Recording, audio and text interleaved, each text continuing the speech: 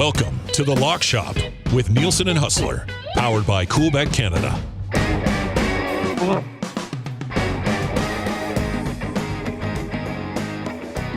Hey, what's up, Lock Shoppers? Welcome to the program here on Edmonton Sports Talk. 2024 Lock Shop Host of the Year, Huss with you, along with one of our guests of the year, Patrick Gregoire, Dusty, on Christmas holidays, wishing him and everybody back in E-Town a very happy holidays.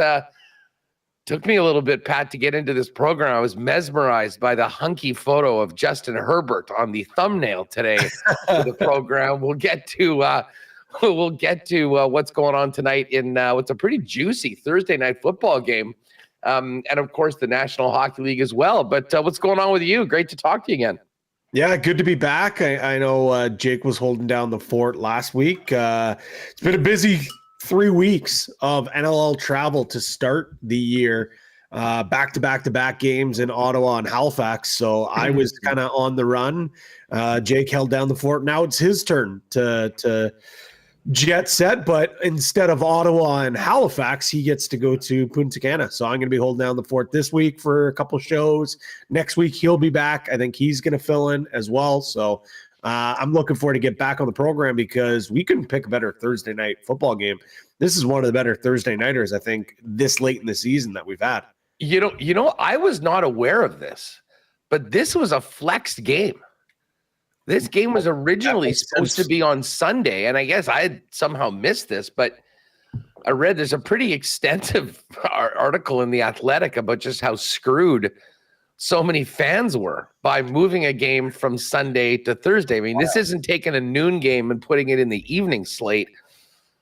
This is moving it 3 days earlier, which obviously compounded some issues for fans getting to the game. But from a fan sitting on your ass watching the game at home or wherever you like to consume it, we've got a pretty good game tonight between two teams that look very much like they will be part of the AFC playoffs. Just quickly looking at the chat here, Jimbo, somewhere Dusty is in the Santa suit, still not eating grown-up food. He does have the palate of an 8-year-old. It is something to behold. And I see my guy Cowboy in here talking about the Jet game last night. The Jets didn't deserve to lose a game that they didn't deserve to win for the first two periods.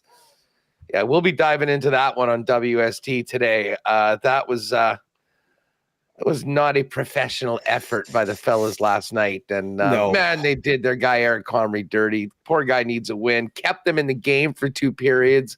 They get the lead and then give up 2 in the last 5 minutes. A very frustrating game. So we'll kind of dive into that a lot more coming up on Winnipeg Sports Talk over on the WST channel coming up at the top of the hour. But I will say this, as pissed off as Jet fans were last night, you don't often get a lot of love for the Toronto Maple Leafs, but they did the Jets a favor by going into Dallas and winning, and Florida put an absolute hurting on the Minnesota Wild last night, Patty. But your Buds got it done on a night that was not a banner night for Jake Ottinger, who we refer to as the U.S. backup here in Winnipeg for the Four Nations Cup.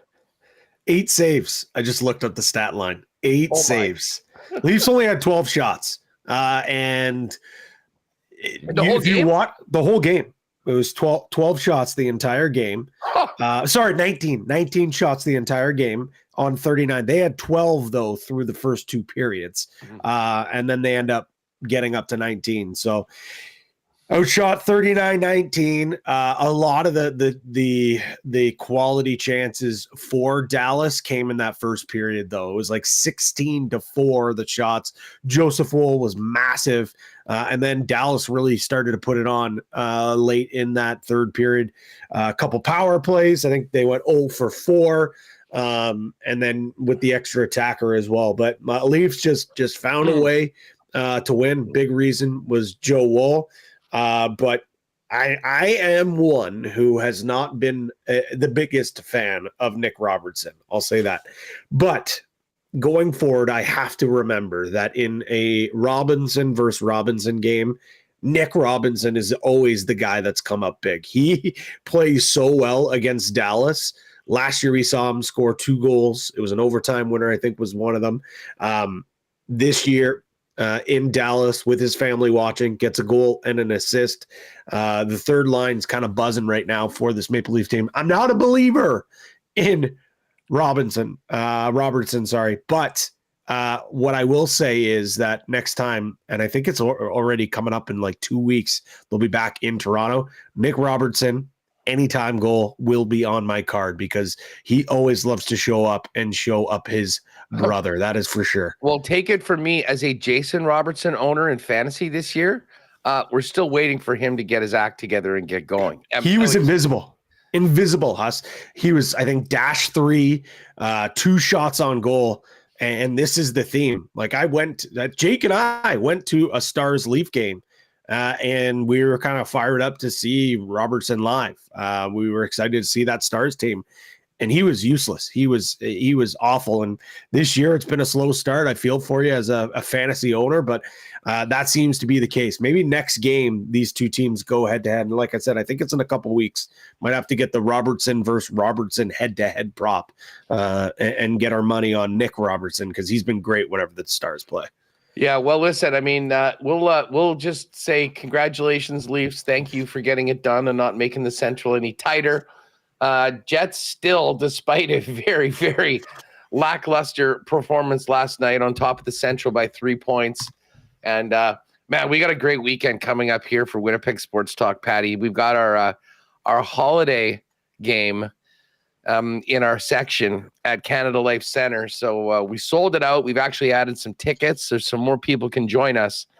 Saturday night, Seasons beatings against the Minnesota Wild. And, the BS that's happened between these couple teams the last few years has really created a pretty fun rivalry. You do get quite a few fans traveling back and forth when either of the teams are playing on the road. So we're looking forward to what should be a good one. Jets will have a couple days, and hopefully they'll be much better for a big divisional game than they were last night against the Ducks. Other action last night, Detroit won at home as a short favorite. We did cash the Leafs at plus 115. We had the Panthers at, I think they were minus 147. They smashed the Wild. And unfortunately, it was funny. We put together that partner parlay and we were going back and forth between, I wanted the Leafs. Dusty said, well, listen, why don't we take it to under 6.5? And it was funny when it got put up, that game, I guess, got missed. So it became a 2-gamer. Up at plus 277. In retrospect, we would have been lucky dodging that bullet because the over did come in that Dallas game. But the Canucks lost in OT, gave up 2 in the third period. So we were on the wrong end of that one. But I did like the plus money on the Leafs. That was nice and stayed away from the Jet game. And obviously, we had talked about the way that one went. Listen, why don't we get into the hockey slate tonight? Sure. And then we can kind of slide over and focus in on the National Football League. Before we get into it, because I've, last few nights, I'll be, fully transparent. Over the last couple of weeks, kind of just it was sticking to the NHL, was struggling with the hockey bets. But then my ticket, a couple of NCAA futures have come in for myself, but the Travis Hunter Heisman ticket came in. So the account was looking a little bit flush. So over the past couple of days, been putting together some Patty knows puck parlays, and Cole Perfetti was the only one that let me down yesterday. I wanted a piece of that Jets game because I knew I was going to stay up and watch a bit of it. So I went with Perfetti. I love the number on him. I thought, he had a point the night before. But yeah, no point from him. Got a point from Nylander and got a point from the rink general, Dylan Gunther. Just need that Perfetti point. Best nickname in hockey. Best nickname in hockey right now. No doubt. Yeah, so we had a couple days off, and the Fets and the boys will get an opportunity to get back. Nick Ehlers did return last night. He, like the rest of the club, left a little bit to be desired last night with the performance. Big slate tonight, actually. Huge. What do we have? We've got 1, 2, 3, 4, 5, 6, 7, 8. 8 games right now to choose from. A few of the teams that played last night back in action this evening. But I'll just run you down. And actually, Pat, if you want to, pull up DFO and grab the starting goalies if you can. I'll run through the odds, and then you can run through who's looking to get the starts tonight. We've got the Devils in Seabus taking on the Jackets. New Jersey, a minus 222 favorite, coming off that win over St. Louis a couple nights ago, where I think they were about minus 182, if I recall correctly. Basically the exact same line in the Blues-Tampa game. Tampa minus 222 at home. St. Louis plus 185. The Kings, coming off that OT loss that screwed us 2 nights ago, of a perfect partner parlay. Kings are in Philly, minus 159. Phillies plus 135. Kind of funny. Same exact number in the Penguins-Islanders game. Or Predators, excuse me. Nashville looking for their 10th win of the season, minus 159 at home. And the Pens are plus 135. The Kraken are a road favorite. You don't see that too often. They are in Chicago. Blackhawks coming off that big comeback win against Florida 2 nights ago. The Blackhawks plus 115. The Kraken minus 135. Ottawa, one anthem game. Ottawa at Calgary. Ottawa's minus 133. Calgary plus 113. We'll get to those starting goalies because Robin Lehner is on an absolute heater right now. Has been a big part of this recent upswing for Ottawa. And then in Edmonton, the Bruins and Oilers go at it. Oilers minus 182. Boston plus 153. Vancouver right back at it tonight after their OT loss in Utah last night. The Canucks plus 148. And the Vegas Golden Knights minus 175. And the final game tonight, late on the West Coast, the San Jose Sharks plus 205 is a big home dog. Colorado minus 250 on the money line. Now, Patty, who's in the pipes tonight? Oh, yeah, we'll start with New Jersey, Columbus. We've got Jake Allen starting for the Devils. He's listed as likely. Elvis Merzlikins is confirmed for the Jackets. Blues, Lightning, Vasilevsky likely to go for the Bolts. Jordan Binnington confirmed for the Blues, the Kings, and the Flyers. Both goalies unconfirmed, but it's expected to be Darcy Kemper and Kozlov for the Flyers. Penguins and Preds. Tristan Jarry is confirmed for the Pens. UC Saros is expected for the Preds. Kraken, Blackhawks, Joey Decord unconfirmed for the Blackhawks. Arvid Soderbaum for the Blackhawks. Bruins, Oilers, Stuart Skinner confirmed for the Oilers, where Jeremy Swayman is unconfirmed for the Bruins. Sens, Flames, you mentioned that game. Linus Ullmark unconfirmed for the Sens, and Dan Vladar for the Flames. That one is confirmed though, so know who will be in the pipes for the Flames. Canucks, Golden Knights, Lankinen. It is unconfirmed for the Canucks. Aiden Hill unconfirmed for the Golden Knights. And then the Avs and the Sharks. Alexander Georgiev in for the Sharks. And Mackenzie Blackwood not expected, actually listed as confirmed for the Avalanche. I'm interested to see Blackwood, I think, get a few starts here for Colorado. Moving forward, they of course lost last time out, and Blackwood has the opportunity to be, if he gets into a groove and starts winning games with Colorado and becomes that number one, that could be just fantasy hockey wise one of the bigger pickups of the year. If you had him kind of on your bench as a Sharks goalie that you didn't really want to play because they don't win very often, all of a sudden he's the guy moving forward for Colorado. You right just on. Sorry, Huss. Just on Blackwood, you mentioned that he is 1-1, but he's got a 2.05 GA and a 937 save percentage. So it's been a 1-1 start for him, but some pretty impressive numbers. You're right. This could be a storyline that we need to follow when it comes to Blackwood and this Avalanche team. Yeah.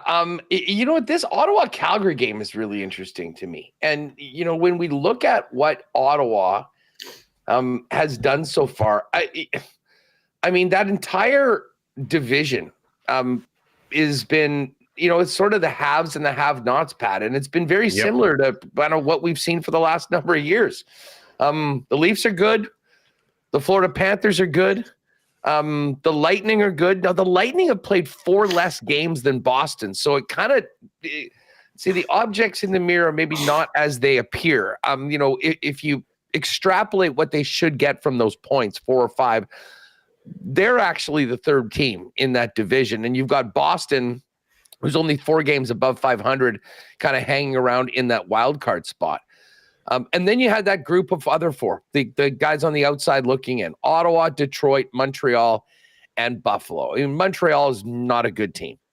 They are 4 games under 500 right now. They are coming off that Patty Laine hat trick and the humiliation of the Buffalo Sabres, who have lost 11 straight games and mercifully aren't in action tonight. And then the Detroit Red Wings are just the definition of mid. To me, like them and the Islanders, Pat, you'll get a game above 500, you'll get a game below 500. But the one game that's got the one team of that group that's got some steam right now is the Ottawa Senators. And of all of those teams in groups, because the East, the wild card race for the East, there's just so many teams that are just sort of there. They're not out of it. They're not playing very well, but they're in the mix. And you get a goalie like Linus Ullmark that has put together a couple shutouts in his last 3 starts. And, a good week, a good run. They're 7-2-1 in their last 10. And all of a sudden, a team that was right there with Buffalo and Montreal finds themselves a little bit more in the mix with a team like Boston. I mean, they're 3 back of Boston, but they have 2 games in hand. So a huge opportunity for Ottawa to keep things going tonight.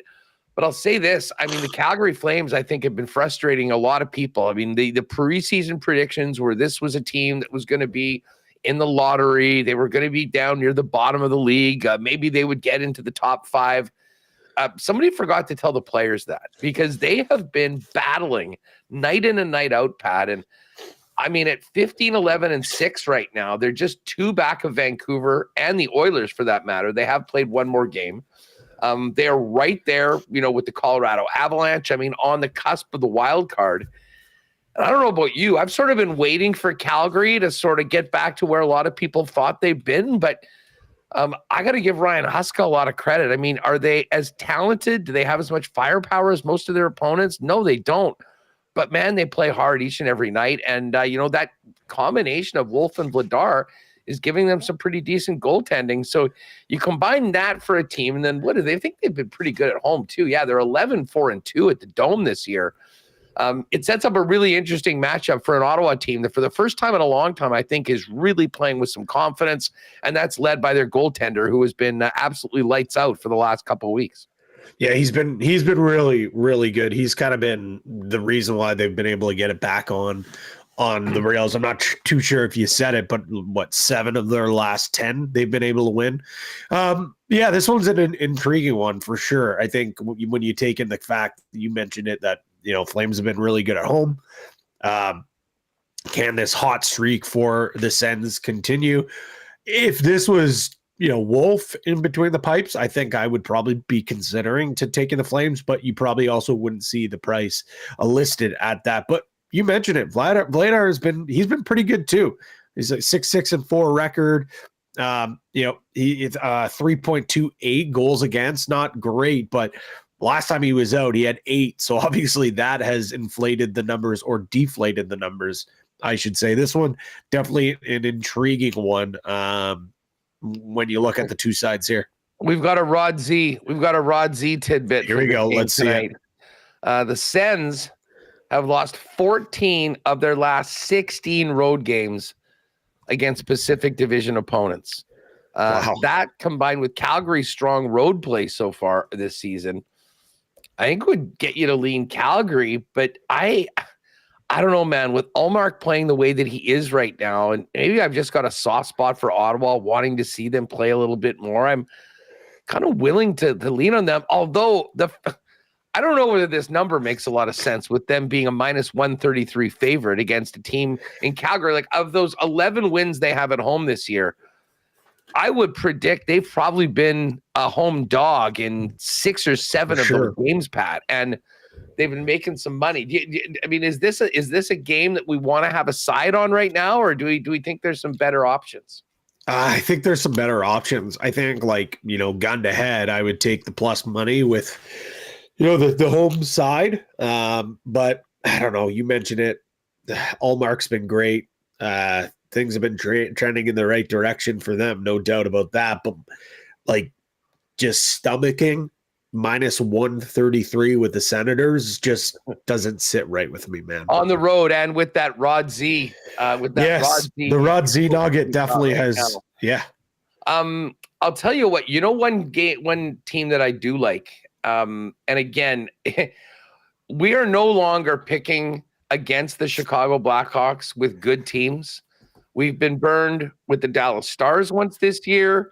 We've been burned with the Avalanche against them at one point this year. And we certainly, it was the Panthers. It was the Panthers that we had. I think we probably were on the puck line or Panthers in reg or something, and they lost. And then I don't know if you caught our conversation, putting the partner parlay together on Tuesday. But Dusty was saying, let's go with Washington. And I said, man, are we going to do this again? Yep. Go to Chicago every time. Like, they don't win very often. When they do win against good teams, it's because we have them on the ticket. And we kept them off. He saw the 2-0 lead and was shocked yesterday when I informed him that the Blackhawks, in fact, scored 3 goals in that final third period to win. That being said, I don't mind fading them with the team coming off a shutout loss, starting a road trip, and getting an influx of a new player who I think will be excited to play his first game as a Kraken in Capo Caco. Yeah. I can stomach the minus 135 for the Seattle Kraken on the road against the Blackhawks. Yeah, Blackhawks they have been a lock shop partner parlay killer, but they think this is one where I certainly can get behind.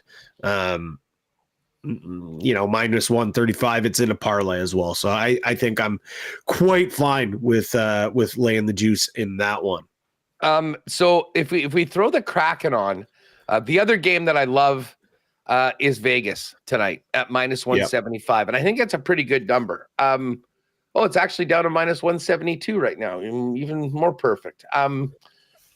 Listen, Vancouver is such a weird team. And not to bring this back to fantasy for a minute, but I did a big deal in my league and got Elias Paterson this week. And I was just going through his game logs. And he had a really quiet start. He was on fire for a while, quieted off again.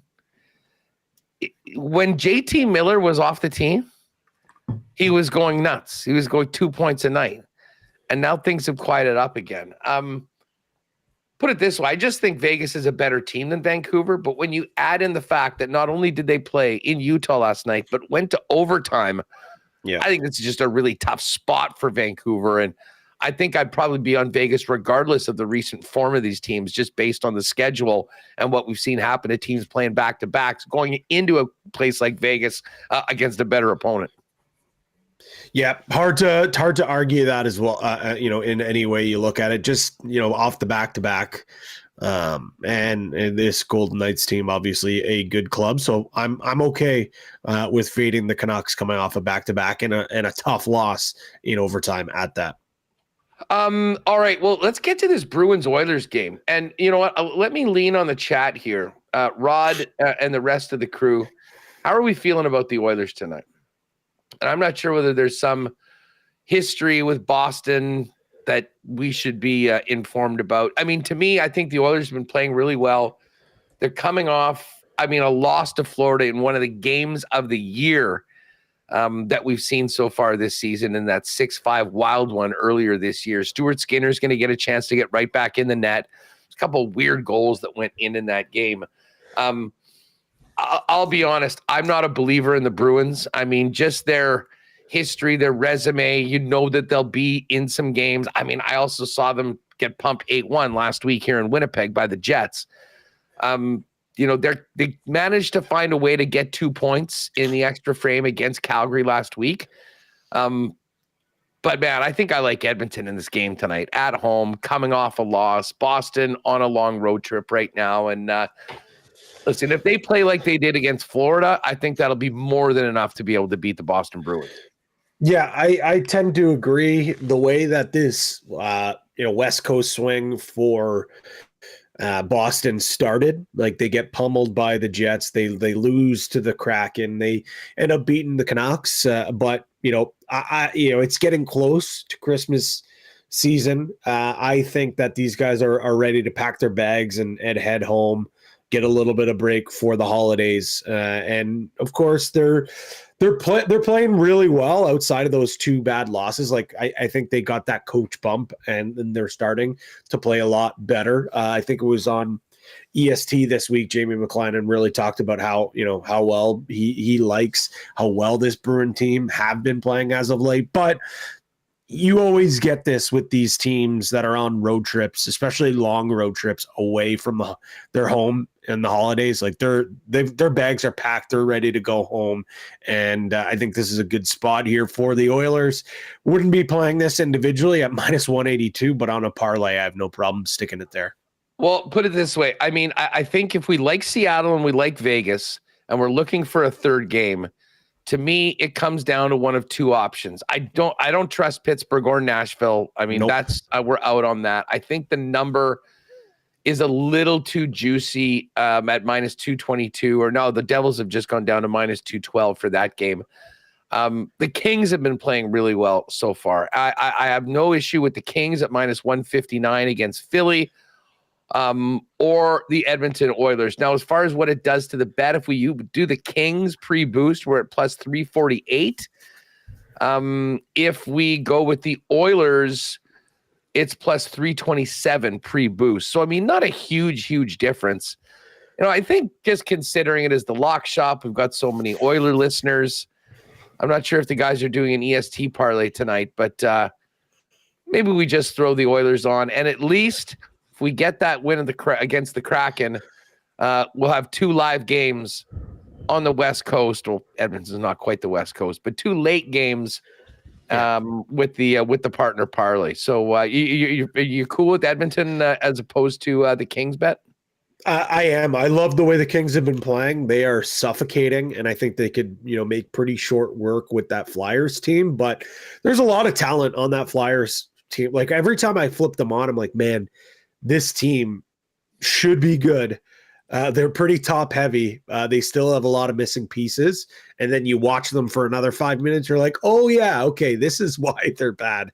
Yeah, they got some nice shiny pieces, but they don't have a full team. So yeah, a little bit scary. And I agree with you. Like it's the Oilers at home rather than going with the Kings on the road. I'm fine with it. Let's make the ESTers happy and roll with the Oil. And you know what? We can all agree that we enjoy betting against Boston, especially in a win route. So no doubt about that. By the way, if you do like both of those picks, and I might sprinkle just on a little 4-gamer as well, if we want to add the Kings and the Oilers.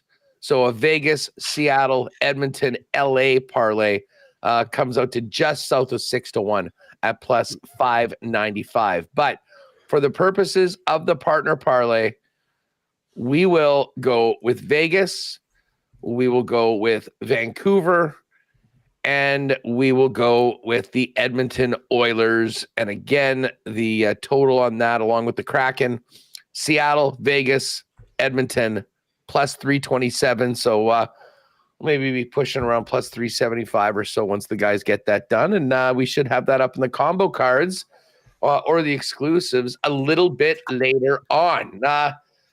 Let's get over to the National Football League. And Pat, I don't know if you caught this earlier this week, but when we were doing the show, I guess going through the lines on Tuesday, I was stopped in my tracks when I saw the Chiefs Houston line. I know. It was Houston 2 at that point. Then it was minus 1.5. I did bet the Chiefs money line at minus 102 at that moment. And then we heard later on that Mahomes was a full participant in practice and was going to be out there in all likelihood. And now we've seen the line get back to, I think, a much more normal spot for Kansas City. Not a big favorite. They rarely are these days. Minus 3.5 at home and minus 182 on the money line. Now, rarely will you get an opportunity to get in on a number like that and have it move as much. But, I mean, you show me a player that's going to move a number more in the league than Patrick Mahomes. And we're basically seeing that 6-point movement that we talked about if Mahomes was going to play in the game. I tell you, the minus 167 for the Chiefs on the money line, I don't have the numbers in front of me, but maybe tomorrow I'll take a peek, or maybe we'll get a tweet out there by Sunday. That to me looks like the parlay piece of the week. I think there are going to be a lot of people, even with the line moving, but minus 167. It's now minus 182. It's now minus 182 right now. It's wow. Okay, so it's moved and since 3.5. 3.5 is the number, and that's been going up steadily. That's wild. 3. So yeah, that 182. So I even excuse me. I even think at 182 you're going to see that a lot of people adding that to the parlays. When you look at that, a lot of teasers will be there. Even minus 2.5 if you want to get that down to the inside the field goal. Minus 154. I think I'm going to be manipulating the line since I missed out on what you were able to get. But I honestly, man, like even when I saw the plus money on the Chiefs at that point, even if it was Carson Wentz to play, yeah, I really don't like the Texans all that much. I think that they have probably been the team that has dropped off the most from last year, and I know they've been dealing with injuries all year long. They've been unbelievably underwhelming, and CJ Stroud has not had a banner year. The sophomore slump has been absolutely real for him, and I can't believe I'd say this, but yeah, I'd be taking Wentz with that Chiefs team, with that coaching staff, over Houston, who just continues to barely get by and squeak by week after week. I know you could say the same for the Chiefs, but we're talking about Andy Reid here. We're not talking about this Texans team that looked good last year, but certainly has fallen out of favor in this season. Can we get a chat mod to please delete Rod Z's last post? Houston ML Chiefs lose outright this week and bust up a lot of parlays. Rod, I usually love your contributions to the lock shop. I don't love this one at all. Hopefully you were wrong. Chiefs can get to 14-1. It is a big game for Kansas City in that, if they can win and get to 14-1, it gives them the opportunity to clinch that number 1 seed on Christmas Day, have some extra rest. Don't need to worry about that last game. Don't have to play in round 1 of the playoffs. Home game in the divisional game. AFC Championship at Arrowhead. There really is a lot on the line. And I understand why some people say, well, just let Mahomes rest. Like, what are you doing? What they're trying to do is win the AFC and give themselves the best chance to make it through the playoffs. They know how difficult that gauntlet is. And listen, I know they went on the road last year and won in Buffalo and won in Baltimore. But you'd far rather, first and foremost, not have to play in that first round. It is such a big advantage right now with the 7 playoff teams. So that's where they're at. Well, speaking of playoff teams, we've got 2 of them tonight. Huss, wait, before we get in, just quick, because Saturday's schedule for football is one of the best slates I think I've ever seen. Amazing. College football playoffs start. Well, they technically start on Friday night with Notre Dame taking on Indiana, a all-state showdown in South Bend. But at 12 p.m., we've got SMU at Penn State, 1 o'clock. The Texans at KC, talked about that game, 4 p.m. This is all Eastern times, by the way. Clemson at Texas at 4 p.m. 4:30, Steelers at Ravens, and then in the nightcap, Tennessee at Ohio State. Find the nice, cozy spot in your couch, folks, and leave a massive dent in it, because that is going to be a great day of football. I cannot wait, and I'll be in on some of these college games as well. I don't really do a ton of college football throughout the year, but have been watching intently over these last few weeks. We had a great time. Went to this massive sports bar down in Mini 2 weeks ago and watched a bunch of the conference championship games. including that SMU Clemson game that ended up with both of them in the playoffs and Alabama on the outside looking in. How about that? I don't know what it is, the Beef O'Brady's Bowl or whatever they're going to call it.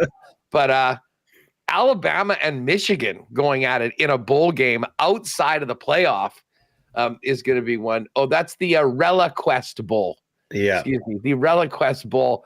And that's an early one on New Year's Eve. But, I mean, even just the NFL slate, the intrigue about Mahomes, two teams going to the playoffs in Houston and KC. And then for my money, the best rivalry in the sport, Pittsburgh and Baltimore. They beat the bleep out of each other every time they play. Every time. Baltimore is a big favorite in this game. And I know a lot of people that I respect are on the Baltimore side in this one. It's going to be tough not to just automatically take Mike Tomlin as an underdog in this series, in this game. It's plus 6.5. But we'll make those picks tomorrow. Yes, and maybe Pat will get you to drop a couple of your favorite college picks tomorrow as well, and we'll touch on some of the futures. But let's get to this one tonight.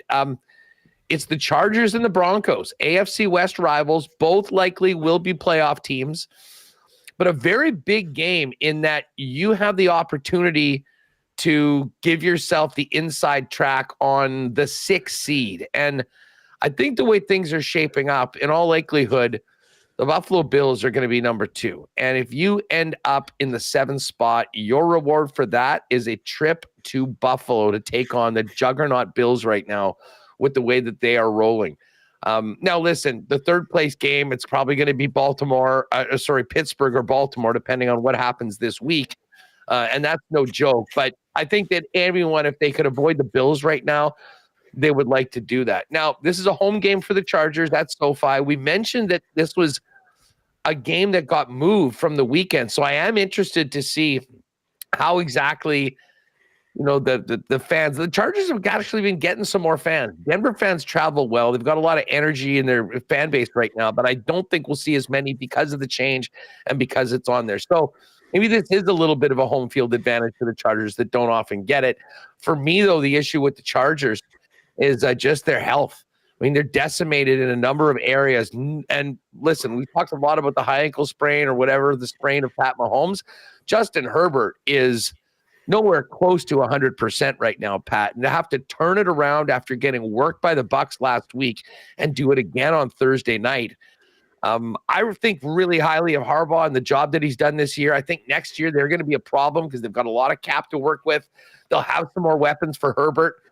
But in this situation right now, as bad as the Broncos looked for a good portion of the game last week until Jonathan Taylor decided to hand them that favor and flip the game around, I think I like Denver in this game. I think I'll probably bet them at plus 132 on the money line, to be honest. And listen, getting plus 102 on 2.5, I love. And if you do want to take it to 3, you can get it at minus 125. But considering where the line is right now, and I like them to win, I'm more than happy to take plus 102 at plus 2.5. This could be a game that's a 1-point game one way or the other. And again, a pretty nice number on Denver with the money line at plus 132. I think the wrong team's favored here, and maybe it's just because it is at home. I was expecting this to be, when the lines did drop at the start of the week, to be more of a pick'em. I know it's so rare in the NFL to see a pick'em game, but I just very shocked. You look at these two teams; they're two teams that are going in different directions. Chargers get smoked by the Bucs last week. The week before that, they lose to the Chiefs. The week before that, they barely beat the Falcons, we are now learning who are completely fraudulent, or some of you are realizing they're fraudulent. Some of us knew from the get-go that team was fraudulent. Then you look, they lose to the Ravens. They have been reeling, and yes, a big reason is the injuries, but that goes into account of where you're going to put your money. On the other side, the Broncos have been great. They beat the Browns. They beat the Ravens. They smoked the Falcons. Had a great game against the Chiefs, just barely lost again against them. Since that really embarrassing loss against the Ravens, this team has figured things out, tightened up the defense once again. They're one of the best defensive teams in the entire league. They don't give up a ton of points. Bo Nix, in my opinion, probably should be making this a closer race for Offensive Rookie of the Year. For some reason, he's not. I know Daniels has been phenomenal, but the steam has kind of come off him. The one thing is probably the reason why I'll lean with the Broncos here, not even lean, sorry, make a bet with the Broncos. You talked about the injury to Herbert, how healthy he is. Well, he is not going to be very mobile, and there isn't a team that sacks the quarterback more than the Denver Broncos. They're averaging 3.5 sacks per game. So I really, really like the Broncos here. Probably just play them straight up on the money line. Maybe I'll get them to that +3, like you mentioned. But as long as this line stays within that number, I'm going to go money line Broncos here. I also like the under at under 42.5. Yeah, it's dropped big time. It's dropped even more. 41. 41. I got it at 42 this morning, 42.5 this morning. Yeah, it's now 41. Now the under is +101. If you want to take it to 41.5, it's -115. But yeah, a lot coming in on the under right now on this game. I'm going to probably stay away from the total on this. There's weird things that happen in these Thursday games. Sure. And listen, particularly with Denver's ability, and we've seen it before, particularly in that Cleveland game, to go the other way with some of their turnovers. I mean, that can turn an under to an over very quickly if there are turnovers. And I think the nature of these Thursday games makes it a little sloppier and a little bit more of that in play. As far as props for tonight's game, you know where I think I'm going to start is with Courtland Sutton. Sutton has turned into the clear number one target for Bo Nix. Sean Payton absolutely trusts him. Much of the offense is sort of created around finding ways to get him the football. His yardage total is 62.5. I certainly like that. And his receptions number, this is actually wild, over 5.5, but it's +121. Now, I think I'll probably go with the receiving yards to start it off, Pat. But what do you think about Courtland Sutton? Is there another player prop that you're kind of thinking that we put together for a same gamer right off the bat? Well, I'm in on Sutton. He's at the top of my notes when it comes to player props, over 62.5 reception yards. I'd be fine with the receptions as well, but he's passed this number in 6 of his last 7 games. Him and Bo have really found a flow together, so I'm all in on this. I think this is an absolute must play when it comes to individually betting, but also on our partner parlay. Some other ones that I like kind of going through here, the completions. And I don't know if we want to get too much into the Broncos here, but I do like the completions for Bo Nix for a parlay. It's -133, a bit juicy, but for him to have over 20.5, I really like that one there. Those are probably my 2 favorite. Obviously, over 3.5 field goals. Does this not seem like a field goal game? I really feel like this is a field goal game. We've kind of been up and down when it comes to the primetime kicking bets, but Denver, they're 11th in field goals per game. They average 1.9. The Chargers are in 6th. They average 2.1. Let's break down the numbers here. 1.9 plus 2.1 equals 4. 4. We got to do it. It's got to be on the card. Okay, listen, let's just, we don't need to discuss this any further. We like Denver. We're going to take 2 Denver props. Bo Nix over 20.5 pass completions. Courtland Sutton over 62.5. And we're bringing it back the over 3.5 field goals. And listen, the over 3.5 field goals is routinely +115, +120, +125. It's -114 today. So this is as likely a field goal game as we've had in a long time. Now, when we put that parlay together, the Sutton, the Nix, the field goals, it's +531 before a boost. So, Patty, throw that into the Ev Dog. Let's get that up for our partner parlay today. And let's start off the week with a winner, a couple of winners in the National Football League, because I'm already locked in on the Broncos at +2.5. Love it. We need, hey, it's a big weekend. We got a lot of hockey this weekend.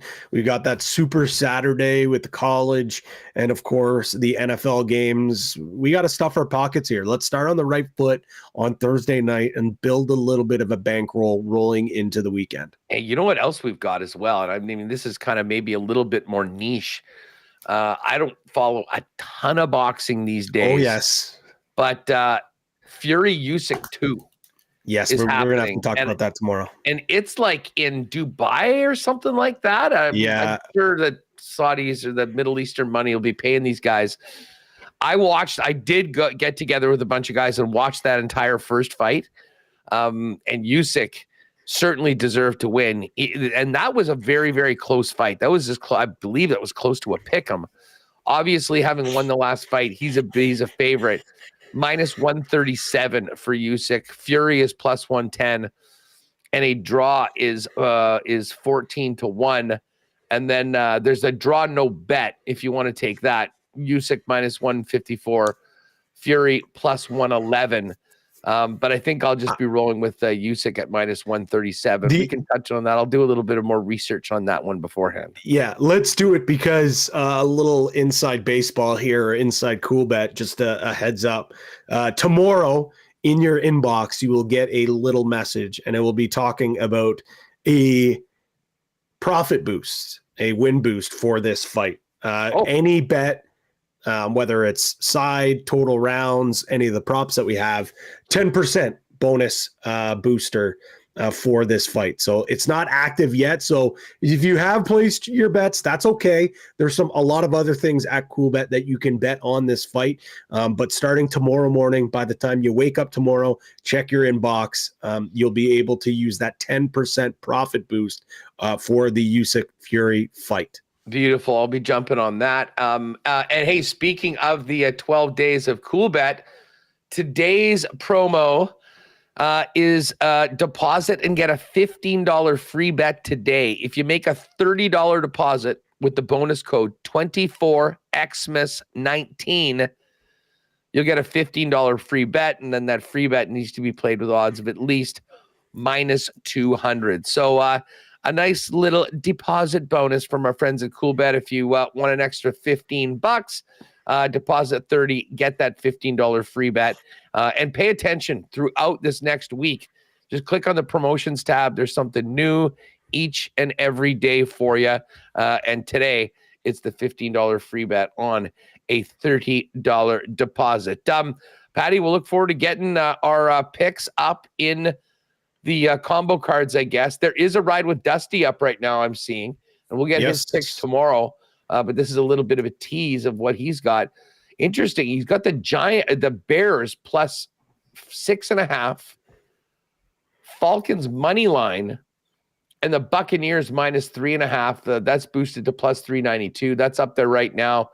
And their early bird special has this game tonight. So if you do want a piece of it along with a couple of others, it's a simple money line play. This is actually a pretty nice bet, especially if you believe. And again, you don't need the Ravens to cover the number, but basically it's Broncos to win tonight, Ravens to beat the Steelers, Bucks to beat the Cowboys, plus 420 after the boost right now. So you can check that out. Of course, we'll have our partner parlay, which is Bo Nix over 20.5 completions, Sutton 63 or more receiving yards, and over 3.5 field goals. We'll get that up right away. And then, Pat, we come in hot tomorrow with another week of our best bets. We'll get Dusty's picks. Jake obviously is AWOL. But the three of us will put it together and get on that house callers as well. And you know what? I have a new strategy for house callers.